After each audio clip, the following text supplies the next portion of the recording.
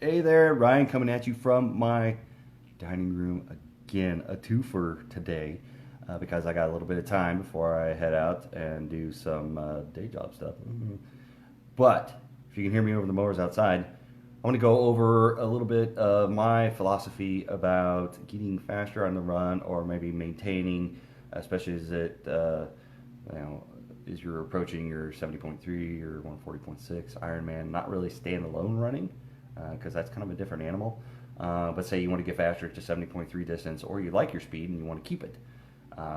As I've matured over time, I have found ways to keep my speed and do the maintenance that's required, and then add a little bit more in there to gain a little bit of speed over time.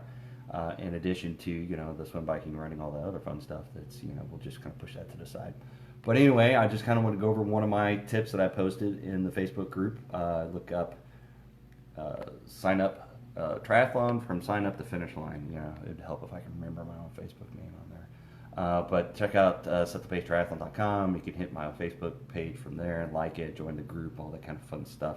So you can soak up these weekly tips as well. So probably can't read all that well, but if you're in the group or if you want in the group, you should be able to see this page because you liked it and you're seeing this Facebook Live. So if you want into the group, let me know, put a comment on there, and I can link the group. You can get in here and get these weekly tips and soak them up. If it sounds good, sounds like something that would help you out. So we're going to jump right into it. How much running is enough? Say you want to get faster for your 70.3, for your 140.6, or basically your Olympic or any kind of triathlon. It's not about just dumping in more running and more miles. A lot of people think that volume is the key. It's volume plus being strategic on how you do that volume. But basically, I'm going to go my philosophy that I personally use, that it's had good results, and it's had good results for my athletes as well. Keeps you injury free, you're able to recover, you're able to incorporate it in your schedule, and it just kind of makes life a little bit easier. But it does help out if you're not like me and slept horribly last night and then did not do your morning workout, not able to do your run. That kind of gets in the way of improving. But you had to be consistent. So we'll just make that assumption. So tip number one, I do 2 standalone runs in the middle of the week, and then I do 1 long run. So one's a speed day, a long run, and then kind of a tempo run or maybe a recovery run. And then I also sprinkle in brick runs for my bike. So if I do a bike either on the trainer or over lunch, I put in about 2 miles afterwards of just kind of, medium tempo, excuse me, not really pushing it super hard, but just going out there and getting the run legs, getting the feeling for coming off the bike, and just kind of keeping a little bit of tempo so I'm not limping along. Unless it's one of the 110 heat index days here in Kansas City, and then it's just about completing the mileage and just getting it done. But that's like my philosophy. So Tuesdays over lunch, it's a hard speed day. Threshold runs, I'm working speed.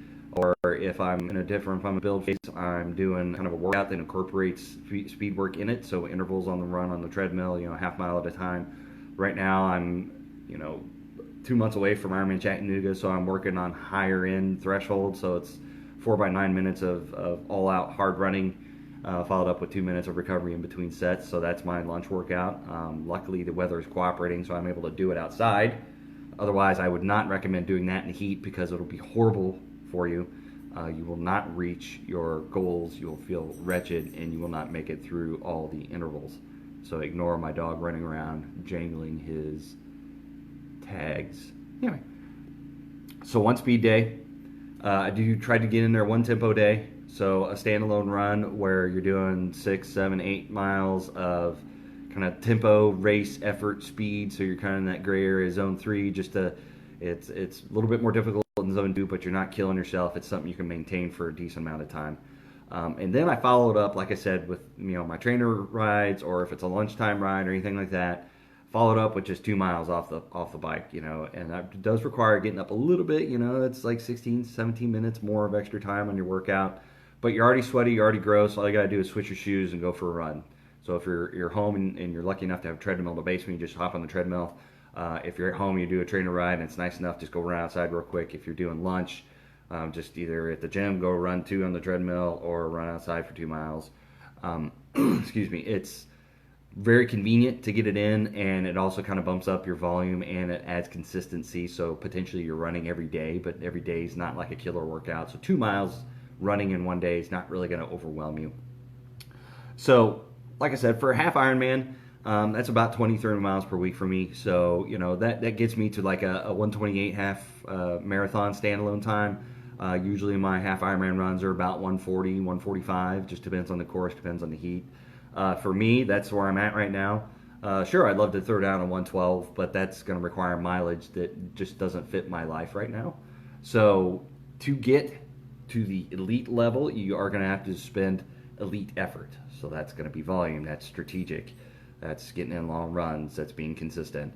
So for a full Ironman, I look about 40, 50 miles a week with this kind of ideology behind it in support of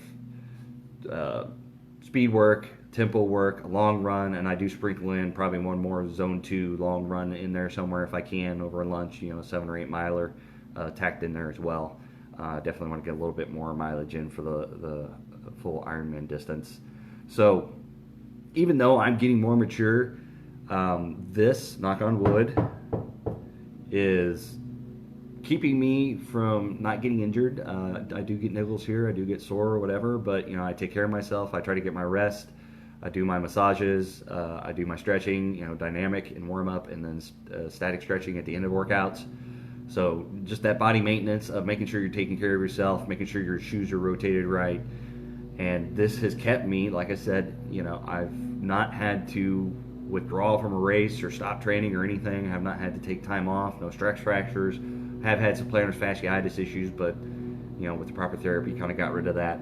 So this keeps me and my athletes injury free. There's a few that want to take it to the next level, and they find out that this adding that extra volume of the life that they already have set up, they cannot handle it because they're just their lifestyle, unfortunately, just does not lend itself to adding more miles. So there's a certain point, it's you add more miles and more stress, you're going to need more rest and recovery. So if you're not balancing the equation, it's not going to work. You just can't get up earlier and get less sleep and do more running and get faster and not get injured. So be on the watch out for that.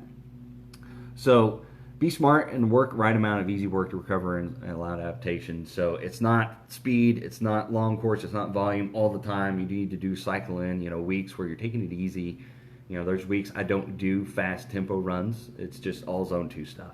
It's just simple, straightforward. Just go out for a run, kind of enjoy yourself, a nice, easy, laid back pace. So you got to allow some adaptations. You can't just every week just start hammering in speed. You got to make sure you rotate it in right. And like I said, I do this for all my athletes and do it for myself. I'm kind of my own guinea pig. So whatever I do, that's what I end up kind of doing for athletes. And generally it works. And then we got to tweak it, depending on the athlete and what they want. But like I said before, at the end here, it's like standalone marathons and half Ironman or half marathons and just strict running. That's different. That kind of training, if running is your only goal, if you want to Boston qualify, that looks completely different. I mean, you're running 5 to 6 days a week, depending on what your goals are. If you want to hit a certain time, or you, like I said, you want to Boston qualify, you want to, go sub 3, something like that.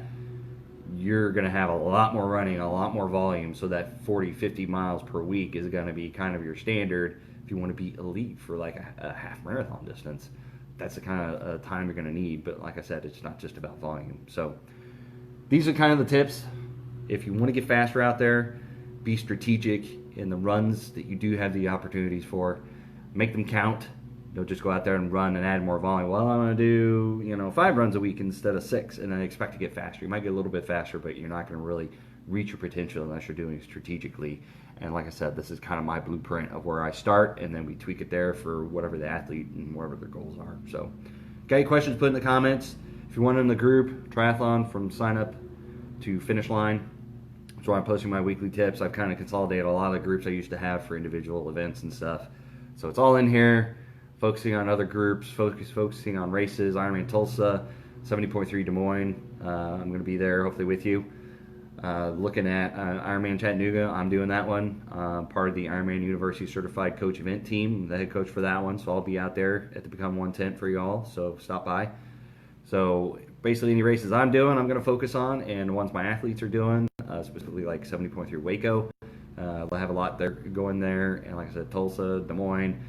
Boulder 70.3, assuming that carries over since they did away with the full. So we'll see if that carries over every year. It seems to be a popular race, so hopefully they keep doing that one. So, but shortening it up, closing it up, buttoning it up. You got any comments? Put them in the comments. You got any questions? Let me know. Get in touch, and we'll talk to you later.